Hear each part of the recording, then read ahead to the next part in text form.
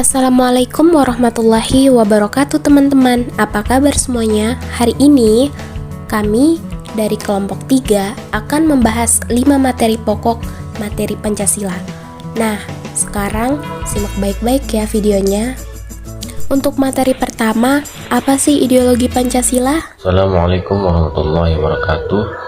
Perkenalkan, nama saya Farul Razi, NIM 211010132. Baiklah, saya akan menjelaskan tentang ideologi Pancasila. Ideologi Pancasila adalah pandangan atau nilai-nilai luhur budaya dan religius yang digunakan oleh bangsa Indonesia. Hal itu berarti setiap nilai-nilai yang terkandung dalam Pancasila harus diterapkan dalam kehidupan sehari-hari. Ideologi merupakan gabungan dari bahasa Yunani yaitu ideos dan logos yang berarti tujuan, cita-cita, sudut pandang, pemikiran, dan pengetahuan. Sementara Pancasila berasal dari bahasa Sanskerta yang terdiri dari dua kata yaitu panca yang berarti 5 dan sila yang berarti prinsip atau asas. Makna ideologi Pancasila.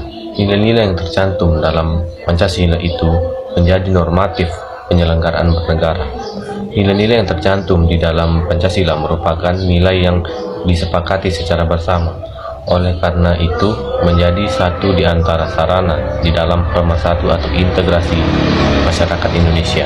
Fungsi ideologi. 1. Sarana pemersatu bangsa Indonesia, memperkukuh dan memelihara kesatuan dan persatuan.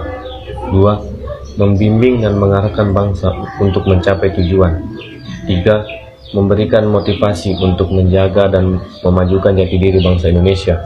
4. Menjadi pedoman hidup bangsa Indonesia untuk menjaga keutuhan negara. 5. Menumbuhkan jiwa nasionalisme dan patriotisme. 6. Menunjukkan jalan serta mengawasi dalam mewujudkan cita-cita yang terkandung. Ideologi Pancasila. Contoh penerapan ideologi Pancasila pada sila pertama adalah memberikan kebebasan untuk memeluk agama. Jadi, negara tidak pernah memaksa seseorang untuk memeluk agama satu di antara agama tertentu. Pada sila kedua, saling menghormati sesuai adab ketimuran dan sesuai dengan sila kedua dari Pancasila merupakan contoh ideologi dari sila kedua. Itulah mengapa masyarakat Indonesia wajib untuk saling memiliki rasa hormat antara individu ataupun kelompok. Pada sila ketiga, contoh ideologi Pancasila yang diambil dari sila ketiga adalah selalu mementingkan kepentingan golongan dibandingkan dengan kepentingan individu. Pada sila keempat, adanya ideologi Pancasila ini menuntut masyarakat untuk bermusyawarah dalam memutuskan atau memberikan solusi dari suatu masalah yang sedang terjadi. Pada sila kelima, contoh ideologi Pancasila yang terakhir adalah bersikap adil dalam memutuskan suatu permasalahan. Untuk materi kedua, pembahasan mengenai Pancasila sebagai sistem filsafat. Assalamualaikum warahmatullahi wabarakatuh. Perkenalkan, nama saya Fitri Kawati Lamaga, NIM 211010144. Saya akan membawakan materi tentang Pancasila sebagai sistem filsafat. Pancasila merupakan dasar filsafat kenegaraan Indonesia. Istilah filsafat secara etimologis merupakan padanan kata falsafah dan filosofi yang berasal dari bahasa Yunani filosofia. Pengertian filsafat Pancasila menurut para ahli yang pertama, menurut Insinyur Soekarno, filsafat Pancasila adalah filsafat asli dari Indonesia yang diambil dari kebudayaan dan tradisi Indonesia dan akulturasi kebudayaan India, Barat, dan Arab.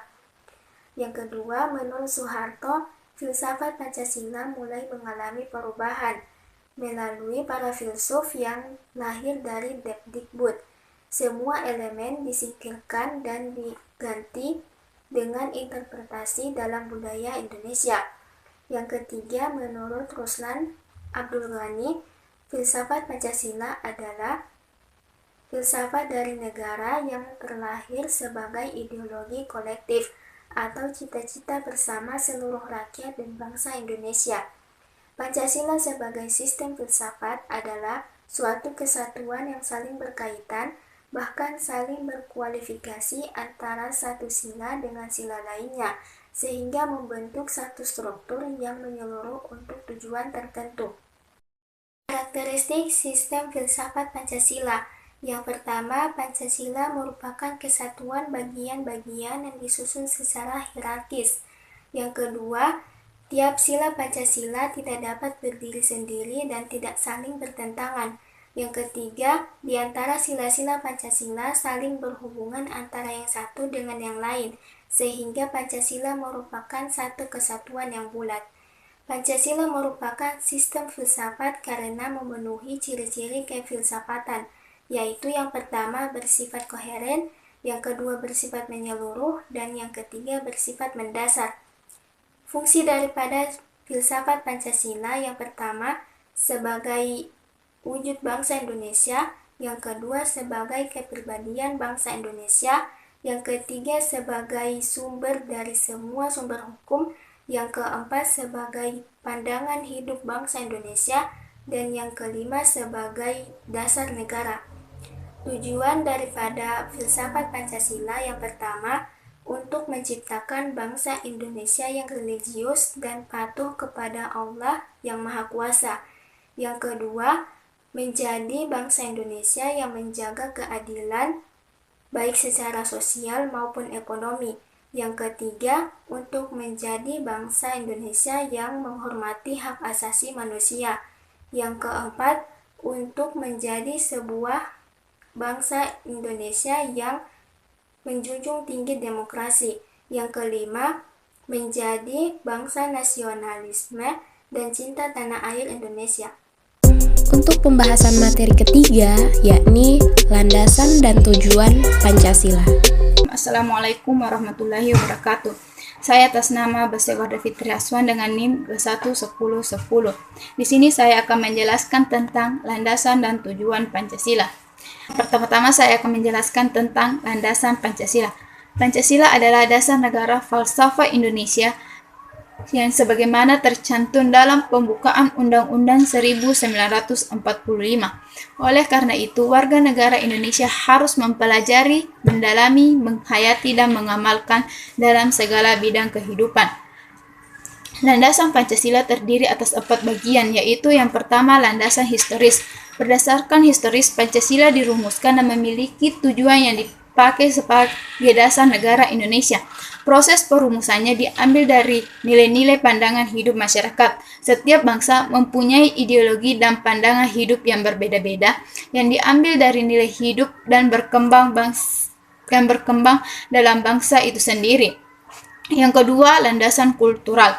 Pancasila merupakan salah satu cerminan budaya bangsa sehingga harus diwariskan ke generasi penerus. Secara kultural, unsur-unsur Pancasila terdapat pada adat, istiadat, tulisan, bahasa, slogan, kesenian, agama, dan kebudayaan pada negara Indonesia secara umum. Yang ketiga, mengenai landasan yuridis. Pancasila sebagai yuridis secara formal menjadi dasar negara sejak dituangkannya rumus Pancasila dalam pembukaan Undang-Undang 1945. Yang keempat, landasan filosofis. Oleh karena itu, sudah merupakan suatu keharusan moral untuk secara konsisten merealisasikan dalam setiap aspek kehidupan masyarakat, bangsa, dan negara. Ya, baiklah, di sini akan menjelaskan lagi tentang tujuan Pancasila. Pancasila merupakan ideologi bangsa dan merupakan pedoman bagi bangsa ini. Sebelum kita mengetahui tujuan Pancasila, kita harus tahu isi yang tertera dalam Pancasila tersebut, yaitu sila pertama, ketuhanan yang Maha Esa, tidak memaksakan suatu agama kepercayaan kepada orang lain. Yang kedua, sila kemanusiaan yang adil dan beradab, tidak sewenang-wenang terhadap orang lain. Yang sila ketiga, persatuan Indonesia, rela berkorban dalam kepentingan bangsa dan negara. Sila keempat, kerakyatan yang dipimpin oleh hikmat kebijaksanaan dalam permusyawaratan perwakilan, mengutamakan kepentingan negara dan masyarakat. Sila kelima, keadilan sosial bagi seluruh rakyat Indonesia, yaitu menjaga keseimbangan antara hak dan kewajiban. Kita akan mendengarkan pemaparan materi keempat, yakni landasan dan tujuan pendidikan. Assalamualaikum warahmatullahi wabarakatuh. Perkenalkan, nama saya Siti Aminah dengan NIM 211010156. Pada kesempatan kali ini, saya akan membawakan materi keempat, yakni landasan dan tujuan pendidikan. Landasan pendidikan adalah tumpuan dasar atau asas konseptual yang menyelumbungi pendidikan secara keseluruhan. Biasanya yang dibahas terkait dengan landasan pendidikan ini adalah hakikat manusia sebagai makhluk pembelajar, situasi, proses, perubahan sosial, aliran, pelaksanaan, hingga permasalahan-permasalahan pendidikan. Landasan-landasan tersebut meliputi landasan hukum, filosofis, ilmiah, hingga yuridis atau hukum yang melindungi hak pendidikan. Untuk fungsi landasan pendidikan, yang pertama sebagai pijakan utama yang kokoh dan adil untuk memastikan keadilan pendidikan seperti dalam landasan hukum pendidikan. Barometer utama untuk memastikan kualitas pendidikan yang terarah sesuai dengan kebutuhan dan tujuannya. Landasan perlindungan hukum untuk menjaga keadilan dan kemerataan pendidikan. Terus perlindungan fungsi pendidikan pada pakemnya agar tidak disalahgunakan untuk hal-hal yang buruk. Nah, untuk tujuan landasan pendidikan menjadi hak seluruh manusia tanpa syarat apapun ya. Pemerataan pendidikan baik dari segi kuantitas maupun kualitas bagi seluruh umat manusia. Terjaganya hak pendidikan bagi seluruh kalangan tanpa terkecuali. Pendidikan berfungsi sebagai mestinya, yakni memajukan dan membantu manusia untuk dan tidak disalahgunakan untuk hal yang negatif. Landasan pendidikan di Indonesia itu salah satunya ada landasan yuridis. Landasan yuridis pendidikan atau landasan hukum pendidikan adalah seperangkat asumsi yang tersumber dari peraturan perundang-undangan yang berlaku sebagai titik tolak dalam rangka pengelolaan, penyelenggaraan, dan kegiatan pendidikan dalam suatu sistem pendidikan nasional. Nah, contohnya itu ada di Undang-Undang Dasar Negara Republik Indonesia tahun 1945, Undang-Undang RI Nomor 20 tahun 2003 mengenai sistem pendidikan nasional, serta berbagai peraturan pemerintahan yang berkenaan dengan pendidikan yang menyertainya. Ada juga landasan filosofis atau filsafat. Pendidikan merupakan landasan yang berkaitan dengan makna atau hakikat pendidikan, yang berusaha menelaah masalah-masalah pokok dalam pendidikan, seperti apakah pendidikan itu, mengapa pendidikan diperlukan, dan apa yang seharusnya menjadi tujuan pendidikan. Baik, untuk materi terakhir kita yakni materi kelima mengenai Pancasila dalam konteks sejarah Indonesia. Baiklah, pada kesempatan kali ini saya akan menyampaikan materi tentang Pancasila dalam konteks sejarah perjuangan bangsa Indonesia. Nilai-nilai Pancasila diangkat dan dirumuskan secara formal oleh para pendiri negara, dijadikan sebagai dasar negara Republik Indonesia. Proses secara formal tersebut dilakukan dengan sidang BPUPKI pertama, sidang panitia 9, sidang BPUPKI kedua, serta akhirnya disahkan secara yuridis sebagai dasar negara Republik Indonesia. Sejarah perjuangan bangsa Indonesia untuk membentuk negara sangat erat kaitannya dengan jati diri bangsa Indonesia, yaitu ketuhanan, kemanusiaan, persatuan, kerakyatan, serta keadilan.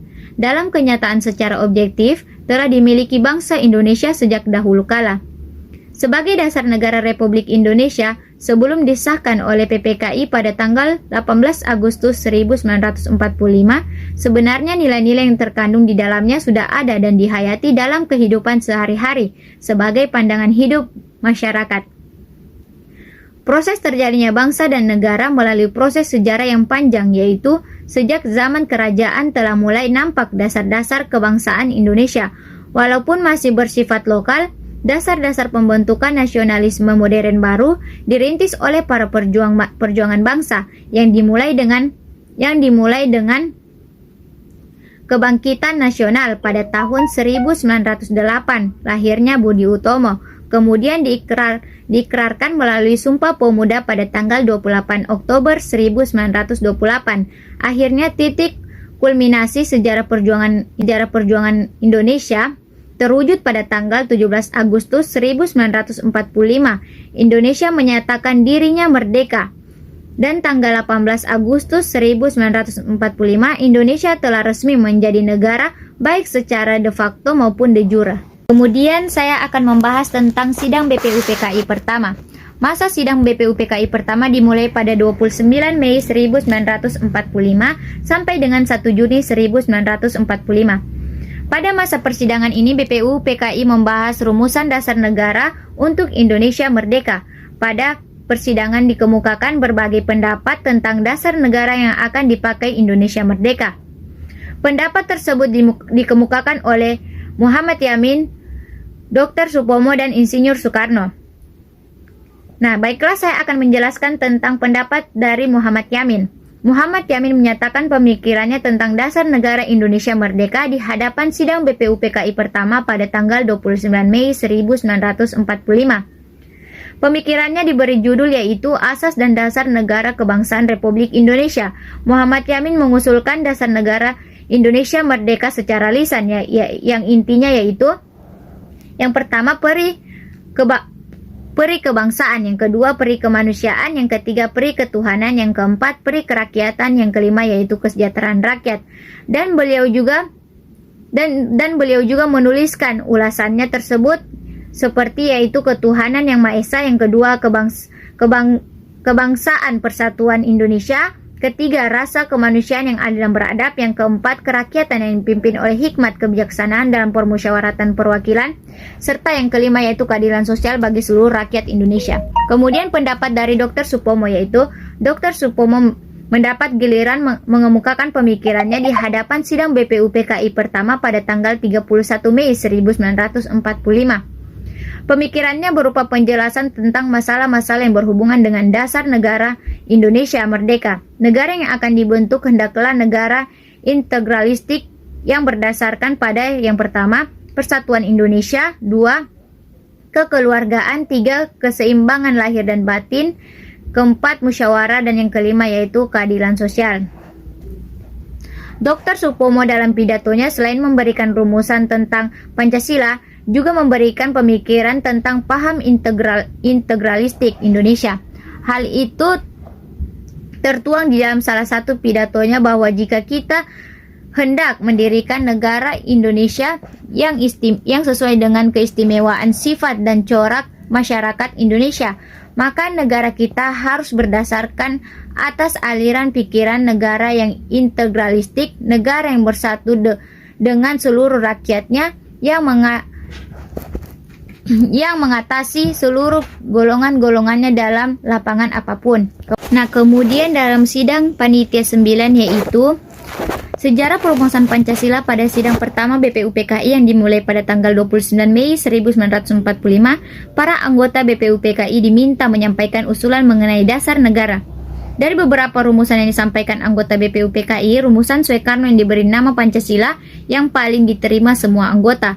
5 asas yang disampaikan Soekarno pada sidang 1 Juni 1945 yaitu yang pertama, kebangsaan Indonesia, kedua, internasionalisme atau peri kemanusiaan, yang ketiga, mufakat atau demokrasi, yang keempat, kesejahteraan sosial, dan yang kelima yaitu ketuhanan yang Maha Esa. Rumusan ini kemudian dipakai sebagai acuan dasar negara untuk membicarakan lebih lanjut. Ketua BPUPKI membentuk sebuah panitia kecil. Panitia kecil bertugas merumuskan kembali pokok-pokok pidato Soekarno. Secara garis besar ada 2 pandangan mengenai dasar negara. Golongan Islam menghendaki negara berdasarkan syariat Islam. Golongan kedua menghendaki dasar negara berdasarkan paham kebangsaan atau nasionalisme. Nah, adapun anggota panitia 9 yaitu pertama, Soekarno sebagai ketua, Muhammad Hatta sebagai wakil ketua, Ahmad Subarjo anggota, Muhammad Yamin sebagai anggota, Kiai Haji Wahid Hashim sebagai anggota, Abdul Kahar Muzakir sebagai anggota, Abi Koesno sebagai anggota, Agus Salim sebagai anggota, dan Marami sebagai anggota. Kemudian pendapat terakhir yaitu Insinyur Soekarno. Di dalam pidato tanpa teks Bung Karno pada tanggal 1 Juni 1945, Itu antara lain berbunyi seperti, saudara-saudara, dari dasar negara telah saya sebutkan 5 bilangannya. Inikah Pancadharma? Bukan, nama Pancadharma tidak tepat di sini. Dharma berarti kewajiban, sedangkan kita membicarakan dasar. Namanya bukan Pancadharma, tetapi saya namakan ini dengan petunjuk seorang teman kita ahli negara, namanya ialah Pancasila. Sila artinya asas atau dasar, dan di atas kelima dasar itulah kita mendirikan negara Indonesia kekal dan abadi. Kelima sila tadi berurutan sebagai, yaitu yang pertama kebangsaan Indonesia, yang kedua internasionalisme atau perikemanusiaan, yang ketiga mufakat atau demokrasi, yang keempat kesejahteraan sosial, dan yang terakhir yaitu ketuhanan. Panitia 9 merancang teks proklamasi yang kemudian dijadikan preambule atau pembukaan Undang-Undang 1945. Di dalamnya dimuat 5 dasar negara yang pada pokoknya berbunyi, yaitu 1. Ketuhanan dengan kewajiban menjalankan syariat Islam bagi pemeluk-pemeluknya. 2. Kemanusiaan yang adil dan beradab. 3. Persatuan Indonesia. 4. Kerakyatan yang dipimpin oleh hikmat kebijaksanaan dalam permusyawaratan perwakilan. 5. Keadilan sosial bagi seluruh rakyat Indonesia. Nah, rancangan preambule yang dikenal sebagai Piagam Jakarta itu disetujui pada tanggal 22 Juni 1945. Soekarno membacakannya pada 10 Juli 1945 di sidang kedua BPUPKI. Namun, saat pembacaan teks proklamasi pada 17 Agustus 1945, pasal dengan kewajiban pembacaan teks proklamasi pada 17 Agustus 1945, pasal dengan kewajiban menjalankan syariat Islam bagi pemeluk-pemeluknya dihapus, diganti dengan ketuhanan yang Maha Esa, ditetapkan sebagai Pancasila yang menjadi dasar negara hingga saat